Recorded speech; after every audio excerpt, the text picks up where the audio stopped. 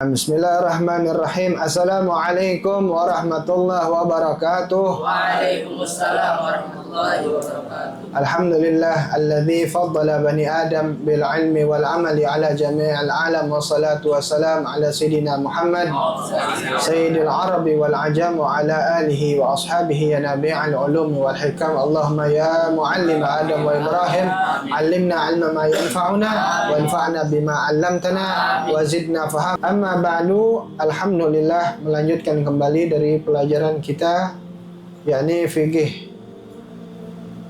dalam mazhab Imam Syafi'i daripada kitab Safinatun Najah. Telah sampai kita kepada faslun fi syurutil wudu, yaitu fasal tentang syarat-syarat daripada wudu. Syurutul wudu'i asyratun. Seperti yang tadi kita baca, yaitu syarat-syarat wudu ada 10. Yang di sini ada 10, yaitu secara garis besarnya. Hanya jika didetailkan lagi nanti itu bisa lebih dari 10. Jadi nggak benar-benar mutlak 10 doang. Seperti najis yang waktu awal pada saat kita belajar dari kitab Durusul Fiqhiyah, masalah jenis najis, bukan kelas ya, jenisnya najis itu kan banyak jenisnya najis. Ya ada darah, ya ada apa lagi? Nanah, ada muntah dan segalanya. Hanya pada saat kemarin di bab apa itu? Air ya, kalau nggak salah. Masalah air yang bisa jadi muntah najis, itu kita sebutin tentang najis secara jenis ternyata ada 7. Intinya sama dengan yang kita pelajarin sebelumnya. Ya. Hanya terjadi lebih detail. Seperti misalnya ngomongin darah. Darah kemarin ya kita sebutnya hanya darah saja sudah. Ya, baik yang segar maupun yang busuk. Darah segar yaitu darah biasa, darah yang busuk itu nanah, dengan pengecualian dari darah yaitu hati dan limpa. Kalau ada yang lupa silahkan nanti antum bisa lihat di videonya masalah air banyak dan air sedikit. Kemudian dari 10 ini ya, nanti di syarah ini akan dilebihkan lagi 5. Yang mana 5 ini totalnya berarti jadi berapa ya?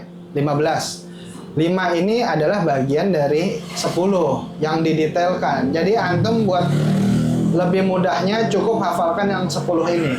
Cuma nanti ketika naik di kitab-kitab yang lanjutannya, itu kalau nemunya lebih dari 10 tentang syarat wudu, berarti udah nggak usah bingung. Itu pendetailan dari yang 10 ini. Nah, jadi syarat-syarat wudu ada 10. Yang mana syarat wudu yang 10 ini juga adalah sebagai syaratnya mandi.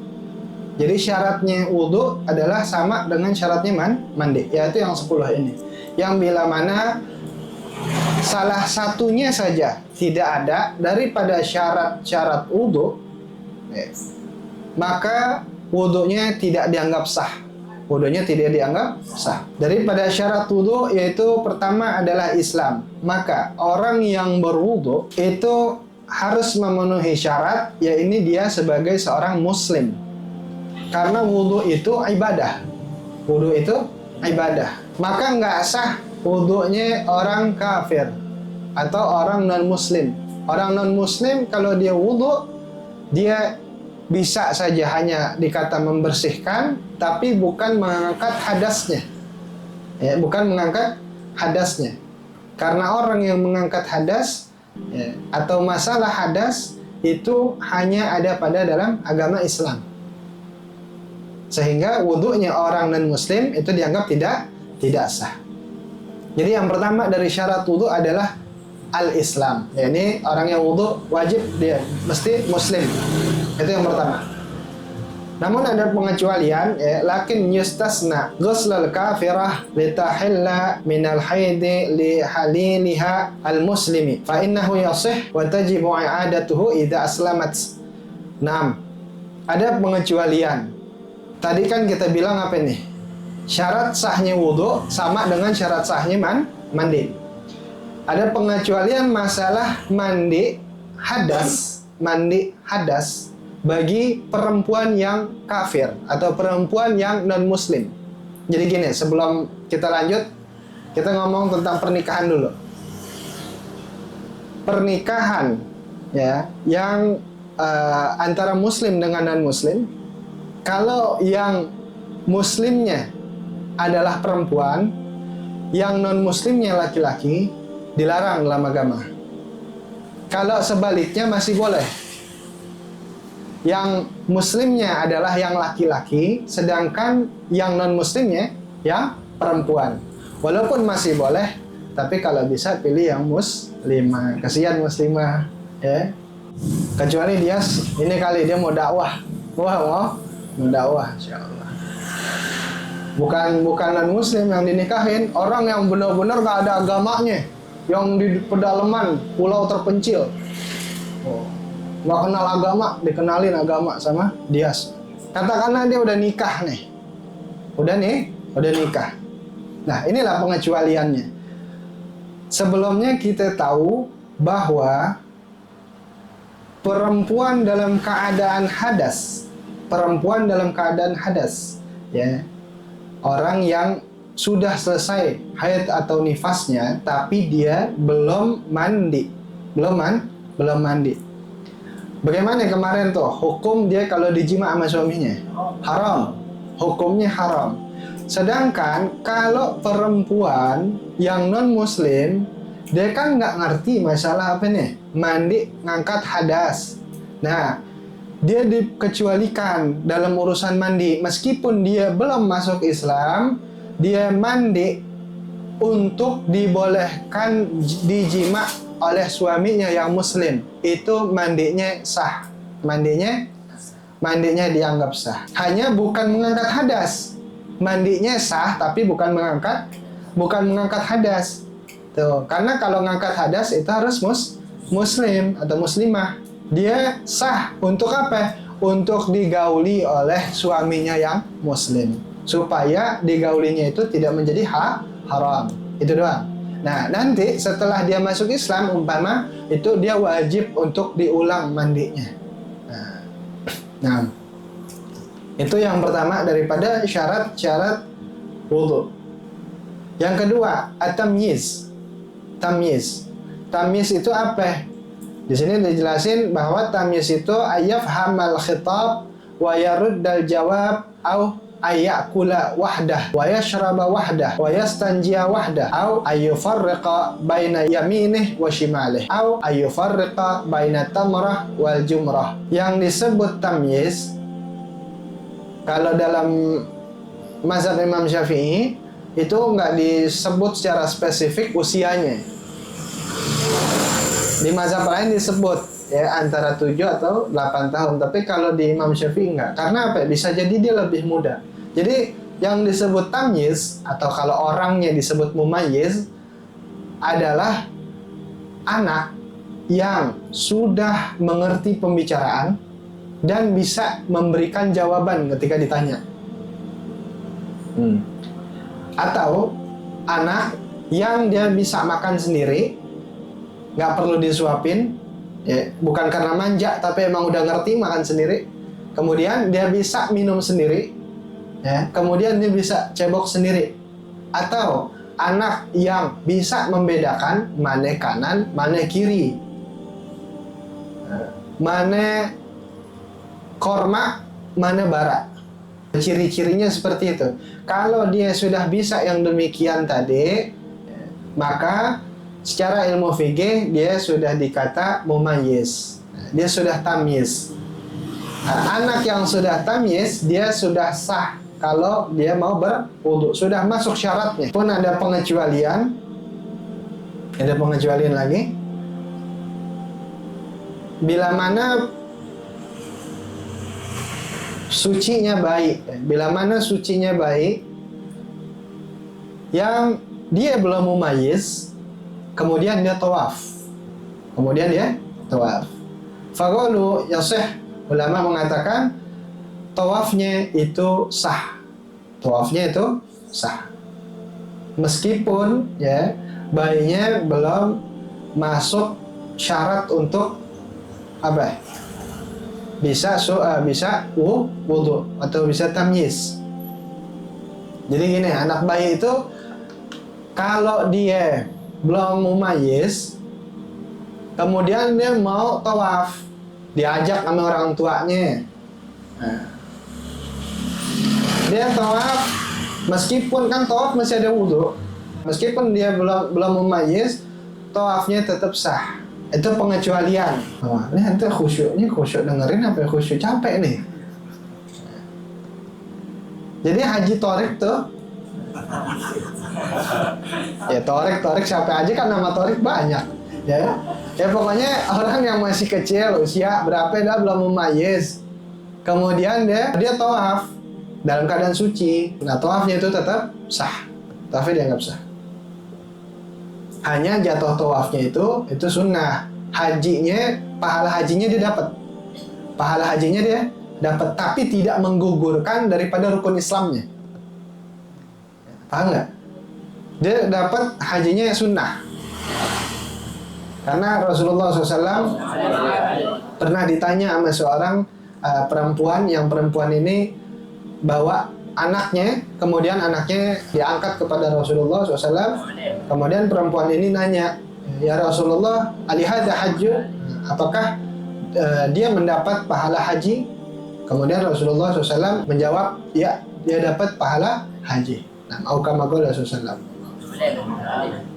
Nomor 3, wan nagaw anil haidi wan nifas. Yang ketiga, menjadi syarat sah dalam berwudu adalah bersih atau kosong daripada haid dan nifas. Yani seperti mandi kemarin kita sudah bahas ya, bahwa mandi itu tidak sah ketika masih dalam keadaan haid. Pun sama wudhu juga demikian. Kalau dia masih ngalir, maka dia belum sah.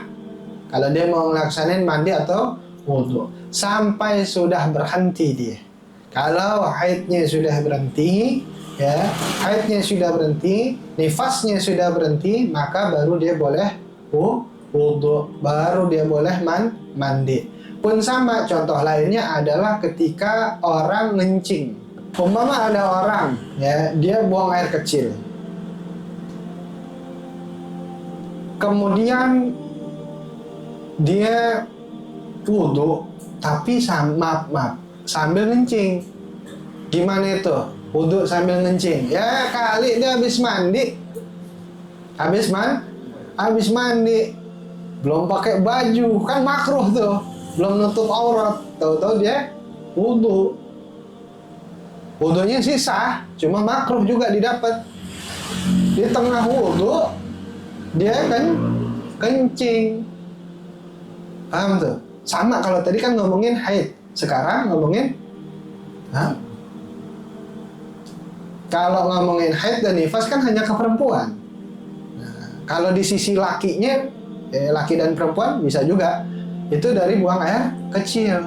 Orang yang dia dalam keadaan wudhu, kemudian di tengah-tengahnya dia buang air kecil, itu wudhunya dianggap tidak sah. Mesti selesai dulu dari buang air kecilnya. Karena yuqalu fil ghusl fala yasihu ma'a khurujil mani awil haid awil nifas. Pun juga sama ya dalam urusan mandi. Nggak sah mandi, begitu lagi di tengah-tengah mandi bebarengan keluar maninya. Nah, bebarengan tuh keluar haidnya, bebarengan keluar nifasnya. Itu nggak sah. Jadi harus benar kosong dari apa ya? Haid, nifas, buang air kecil, keluar mani, dan lain-lain. Itu harus kosong dulu. Kalau sudah, dia baru dianggap sah, baik mandinya maupun wudhunya. Ada pengecualian lagi, yaitu aqsalul haji wa nahwuha fa innaha tusannu lil haid wan nufasa. Ada pengecualian jika mandinya itu mandi untuk haji, atau katakan wukuf di mana? Padang Arafah. Karena Rasulullah SAW memberitahu al-hajju Arafat, ya, bahwa haji itu adalah Arafah. Haji itu adalah wukuf di Arafah.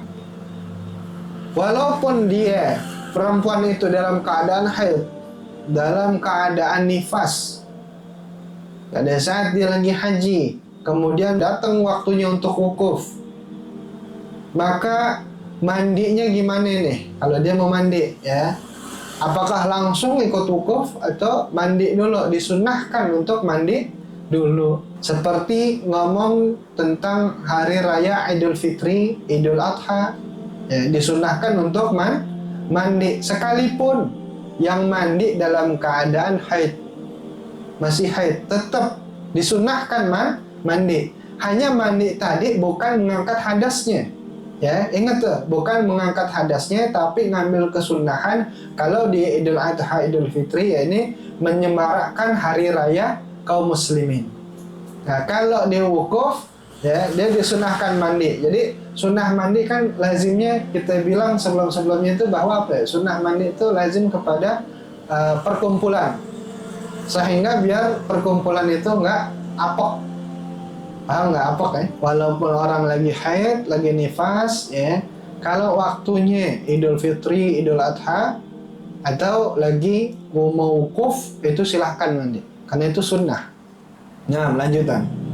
Yang keempat, wa amma yamna'u wusulal ma ilal basyarah. Menjadi syarat juga, ya, ini harus kosong dari apa-apa yang menyebabkan terhalangnya air ke permukaan kulit kita. Apaan aja dah yang namanya ngehalangin jalannya air ke kulit, itu nggak boleh ada. Di sini dicontohkan al-wasakh alladzi tahtal adfar, seperti kotoran-kotoran yang ada di bawah kuku, yang dia bisa jadi menghalangi air untuk masuk menyentuh kulit yang ada di bawahnya kuku. Maka kalau ada si penghalang ini, dia harus dihilangkan lebih dahulu sebelum dia mulai berwudu. Kalau masih ada kemudian dia wudu, maka wudunya dianggap tidak sah. Kemudian apalagi contohnya? Wakaduhanil jamid la ma'i, seperti minyak atau hand body yang padat. Hand body yang padat, bukan yang cair. Kalau yang cair bisa jadi dia hilang dengan air atau nggak menjadi penghalang air. Tapi kalau yang padat, atau apa lagi, kutek di kuku, sama, dia menghalangi masuknya atau jalannya air. Apapun yang menghalangi air menyentuh permukaan kulit, maka dia harus dihilangkan sebelum mulai wudhu. Kalau bebarengan dengan penghilangannya sambil dia wudhu, itu bisa jadi tidak sah wudhunya. Jadi sebelum wudhu itu hilangin dulu. Nah, dan juga kal-ghibar di sini, alladzi 'alal badan illam ya'sur zawaluhu fa in asura bi ansara kal juz'i minhu lam yadur. Atau seperti apa ya, daki. Daki. Nah, daki di badan, yang kalau daki atau debu sebenarnya. Daki atau debu. Karena kan daki itu bisa jadi, ya, di dalamnya mengandung debu, batu, Merkurius, Saturnus, macam-macam. Nah, seperti misalnya daki. Kalau dia tipis, dakinya tipis, maka lam yadur, dia tidak mengapa. Artinya tidak merusak sahnya wudhu. Tapi kalau kira-kira tebal dakinya, itu dia bisa menghalangi masuknya air. Seperti, maaf, kita sering contohin itu apa ya? Yang ada di dalam pusar. Yang ada di dalam pusar itu kan kadang ada dakinya tuh. Nah, dia tuh belum tentu tipis. Maka lebih aman untuk dihilangkan lebih dulu, dikerok lebih dulu sebelum dia mulai mandi. Kalau memang untuk mandi, karena yang nyampe air ke dalam pusar itu cuma mandi. Adapun kalau yang lain-lain, misalnya di wudhu, nah, ini di bawah-bawah sini nih, apa nih, siku, ya. Atau kadang di lipatan sini ada daki nih. Nah, yang dakinya juga nggak kelihatan tuh, itu tipis, dia lam yadur, tidak mengapa. Tapi kalau dakinya tebal, 2 meter, itu bangun kota namanya. Atau apaan aja, ya, debu atau kotoran yang dia sudah sulit diangkat, seperti koreng, sudah sulit diangkat, dia sudah seakan-akan menyatu dengan tubuh kita, maka lam yadur, sama, dia tidak mengapa. Nggak perlu mesti dikopek dulu baru masukin air wudhu. Nggak. Dia dibiarin aja. Kalau yang memang kira-kira sudah susah. Yang kelima, wa an la yakuna 'alal 'udwi ma yughayyirul ma'. Menjadi syarat sah yang kelima dalam berwudu yaitu tidak boleh ada di anggota wudu sesuatu yang dapat merubah air. Yang mana apabila seorang wudu kemudian di bagian anggota tubuh yang terkena wudu ada sesuatu yang dapat merubah air sehingga merusak nama sebutan air, maka dia tidak sah wudhunya. Harus dihilangkan sebelum dia berwudhu. Contohnya kal hibr wa za'faran. Di sini dicontohkan seperti tinta. Tinta yang saking banyaknya, saking banyaknya, atau za'faran, atau oli. Oli.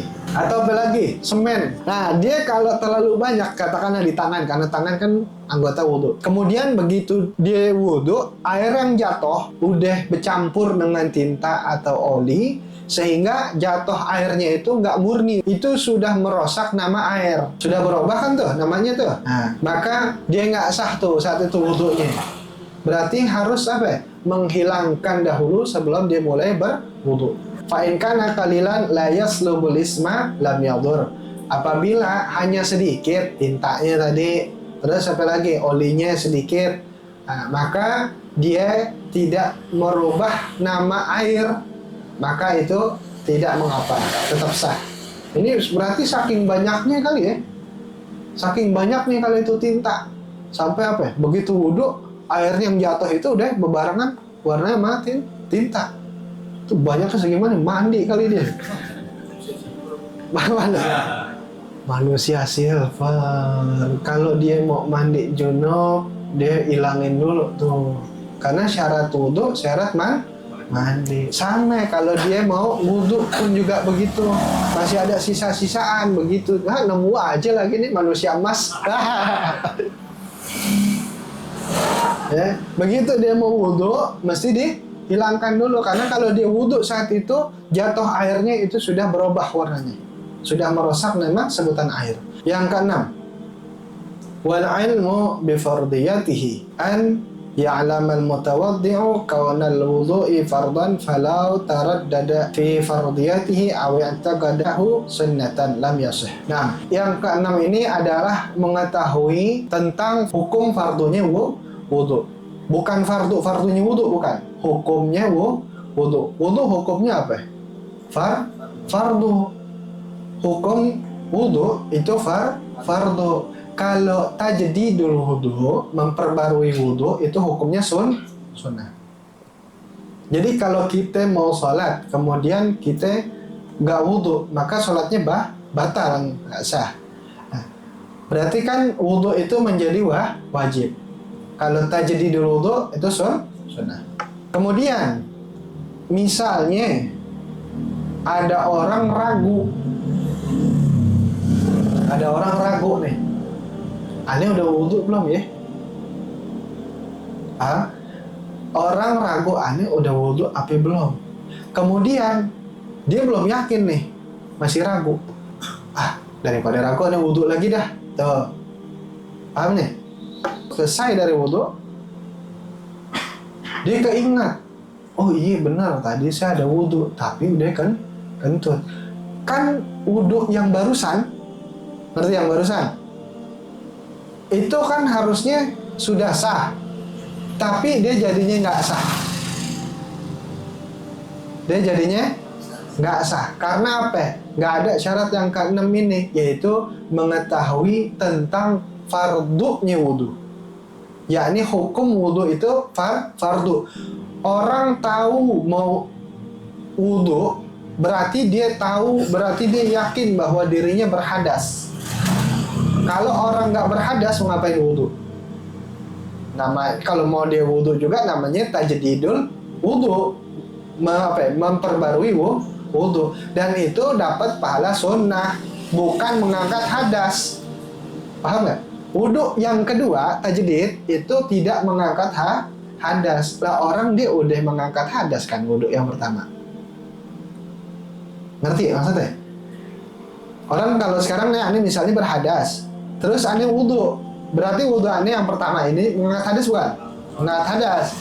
Terus aneh mau wudhu lagi, niatnya tajdid, tajdid, bukan mau ngangkat hadas, niatnya tajdid. Maka itu dapat sunnah. Ngangkat hadas nggak dia aneh? Enggak, orang udah dalam keadaan suci, makanya disebut menambah kesucian, bukan mensucikan. Nah, kalau ini sekarang beda kasusnya. Dia bukan mau tajdidul wudhu, karena ragu aja nih. Karena ragu, kayaknya udah batal. Apa belum ya? Apa masih ada wudhu ya? Nah, berarti dia wudhunya saat itu bukan karena tahu hukum wudhu itu fardu, dengan yakin bahwa dia sudah berhadas, maka dia wudhu untuk ngambil kefarduan.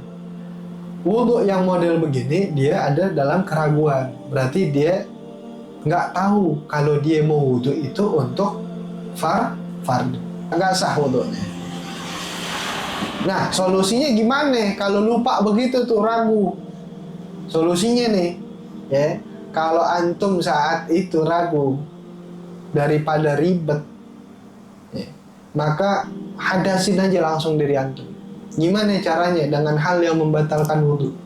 Contoh, kalau bisa saat itu buang angin dah. Ya, tapi kan juga buang angin nggak mungkin dipaksa. Kalau bisa apa ya, buang air kecil saat itu, buang air kecil dah. Atau kalau bisa juga ya, dengan cara antum megang kemaluan bibatnil kafe atau butunil asabi. Megang kemaluan pakai telapak tangan. Maka dengan megang asyafah umpama dia sudah membatalkan wudhu. Nah, maka saat itu antum sudah hilang keraguan dan yakin pada saat itu antum dalam keadaan berhadas. Maka wudhunya antum saat keadaan yakin berhadas adalah karena tahu dengan yakin bahwa antum wudhu untuk ngambil kefarduan di dalam sholat atau syaratnya sholat. Yang itu hukum wudhunya menjadi fardu, bukan tajdid. Kalau tajdid ya sunnah. Nah, yang ketujuh, wa alla ya'taqida fardan min furudihi sunnatan. Tidak boleh meyakini satu fardu daripada fardunya wudhu sebagai sunnah. Nah, makanya tadi kalau yang ke-6 tadi adalah apa ya? Masalah hukum wudhu. Sekarang fardunya wudhu, bukan hukum kefarduan wudhu, bukan, tapi fardu wudhu atau rukun wudhu. Jadi nggak boleh meyakini salah satu fardu atau salah satu rukun daripada rukun-rukunnya wudhu itu sebagai sunnah. Makanya kodenya kalau antum ingat, aneh suka ngomong gini, yang penting antum hafalin wudhu rukunnya itu ada 6 ya, dalam mazhab Imam Syafi'i.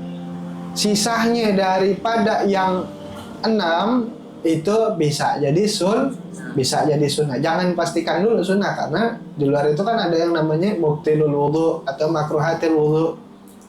Yang pasti antum hafalin dulu yang 6.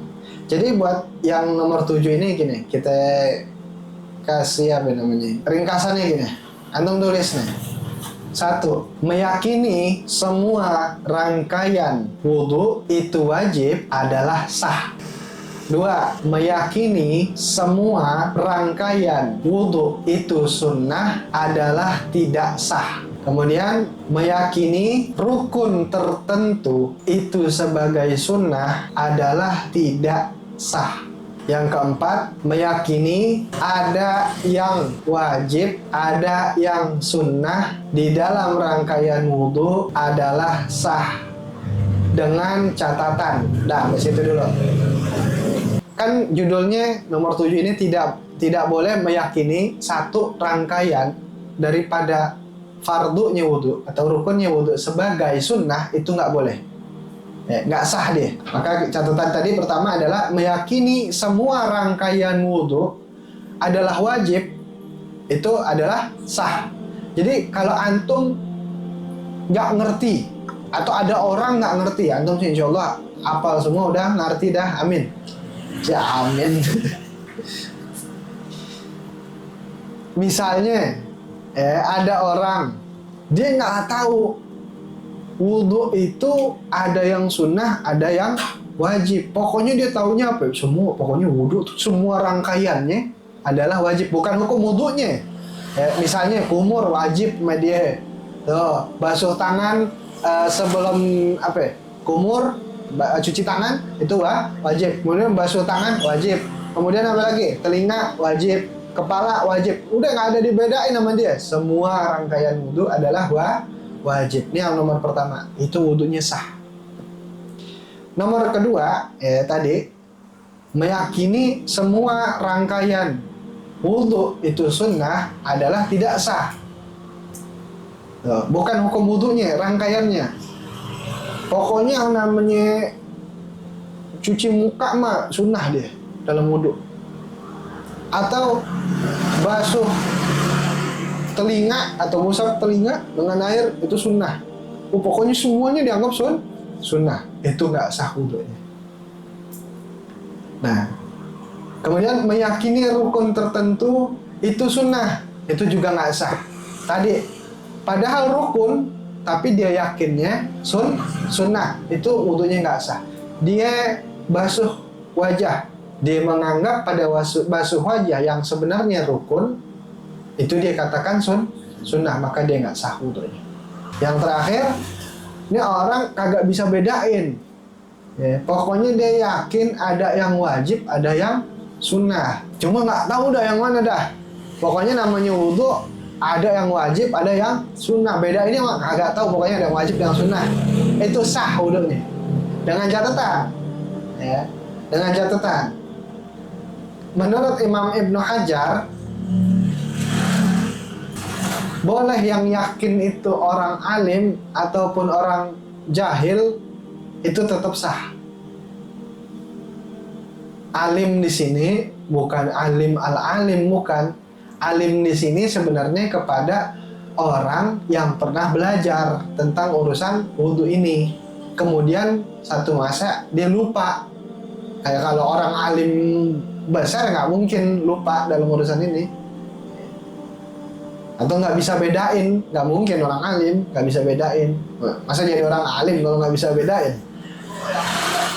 Nah, ini alimnya maksudnya adalah pernah dapat belajar dalam urusan ini. Nah, kayak antum nih, kan belajar nih, tentang rukun wudhu, sudah kan?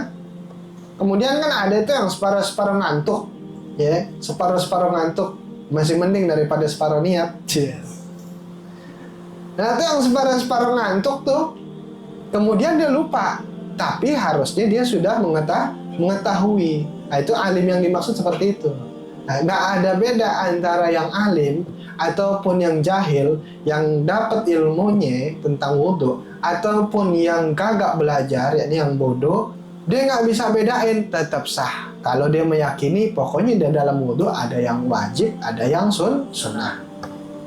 Tapi kalau kata Imam Ramli itu berbeda. Pendapat Imam Ramli, innaha la takfi illa minal jahil, nggak sah. Kalau yang nggak bisa bedain itu orang alim.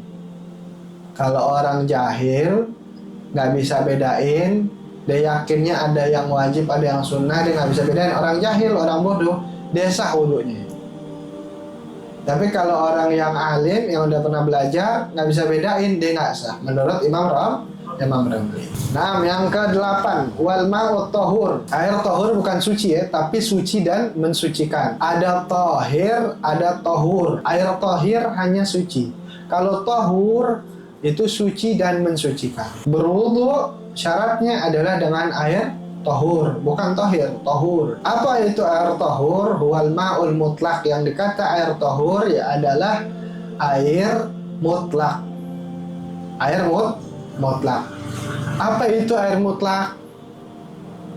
Kalau jenisnya kita sudah sering sebut, antum sudah hafal, itu yang 7 tuh. Nah, tapi di sini penjelasannya apa itu air mutlak? Yani alladzi lam yuqayyad biqaidin lazim indal alimi bihalihi min ahli al-'urf wal lisan bi an lam yuqayyad aslan aw quyida biqaidin munfakkin kama al-bahr wa ma'il bir. Jadi yang disebut air mutlak adalah air yang tidak terikat dengan ikatan yang lazim menurut ahli bahasa, yaitu air yang tidak terikat sama sekali atau terikat tapi dengan ikatan yang terputus. Tadi ada ikatan lazim, kemudian disebut lagi yang kedua tidak terikat, yang ketiga terikat dengan ikatan yang putus. Penjelasannya begini. Jadi yang disebut air mutlak adalah yang tidak terikat dengan ikatan yang lazim. Ikatan lazim itu seperti ini. Kalau air dicampur dengan kopi, namanya sudah ada ikatan tuh antara air dan kopi. Kalau air dan kopi yang diikat ini dia tidak bisa dipisahkan lagi, maka itu namanya ikatan lazim. Nah, air mutlak bukan air yang ikatan lazim seperti itu. Atau jus deh. Jus semangka di sini, kama'il bitih. Seperti jus semangka. Bisa nggak dipisahin tuh antara airnya saja dengan semangkanya doang? Nggak bisa. Itu namanya ikatan lazim. Nah, air mutlak bukan air dengan ikatan lazim. Dengan kata lain, air mutlak adalah air yang tidak terikat sama sekali. Nah, pokoknya nggak ada sebutannya air aja udah. Secara bahasa sebutannya air. Itu namanya tidak terikat. Atau dengan ikatan yang terputus. Di sini dicontohkannya kama'il bahar secara bahasanya. Air laut. Kama'il bir. Air sumur.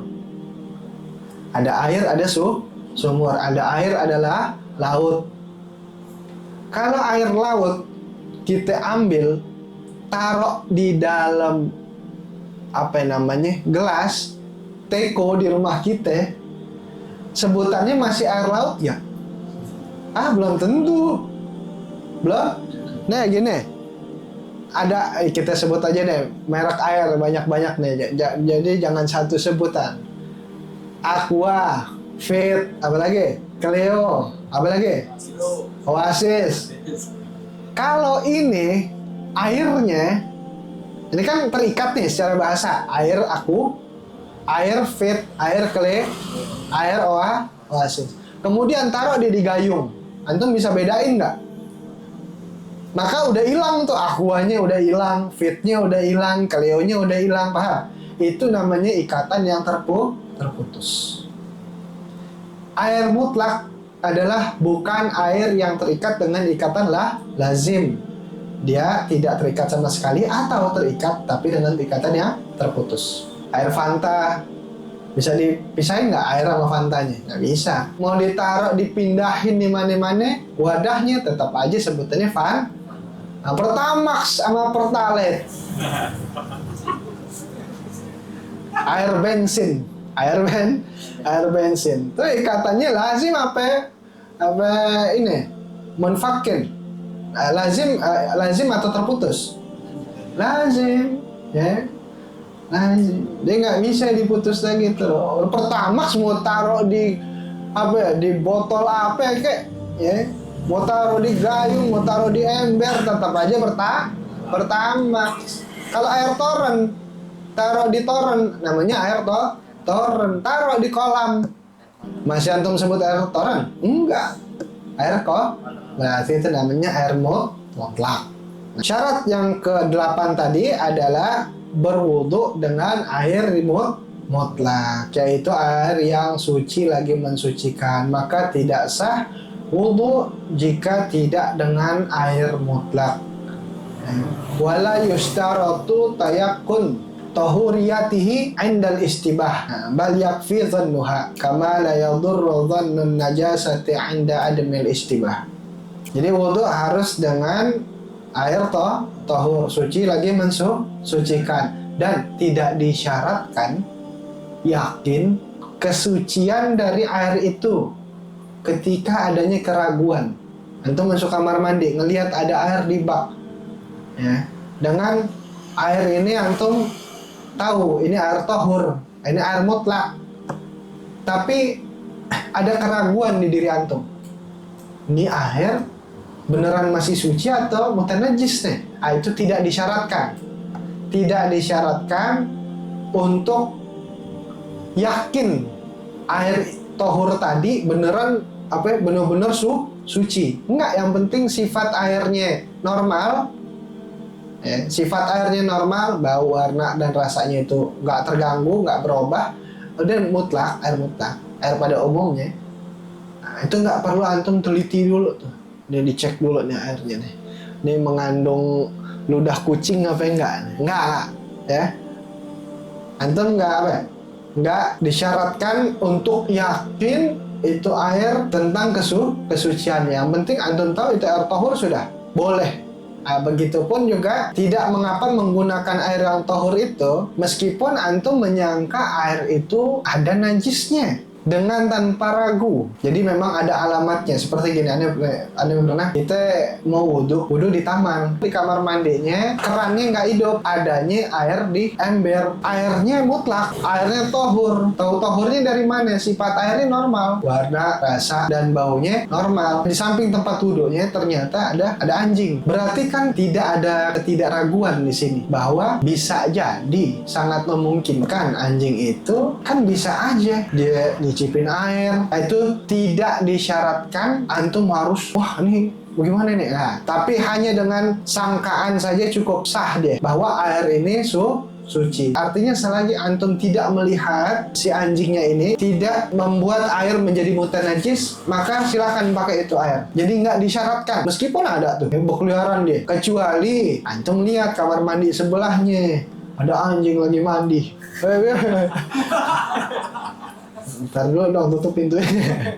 Jadi yang penting tahu bahwa air itu tohur, sudah nggak disyaratkan untuk gimana nggak. Yang penting yakin udah.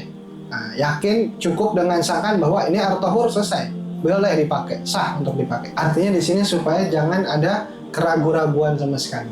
Yang ke-9 dan ke-10 ini 2 in 1 ya, dukhulul waqts wal muwalatu lidaimil hadas, yaitu ke-9-nya adalah masuknya waktu. Bagi siapa? Bagi orang yang selalu berhadas, yaitu orang yang salisil baul atau orang yang istihadah, yang dia kalau salisil baul kencingnya keluar terus menerus, kerannya udah dol. Atau orang istihadah, darahnya bukan darah haid, di luar darah haid dan nifas, tapi dia keluar terus menerus. Nah, itu bagaimana cara wudhunya? Yaitu dia orang yang daimul hadas, syarat untuk wudhunya adalah setelah masuk waktu salat. Kalau orang yang nggak salisil baul, boleh menggunakan wudhu zuhur pada salat asar, boleh menggunakan wudhu isya pada salat subuh. Kalau daimul hadas tidak boleh.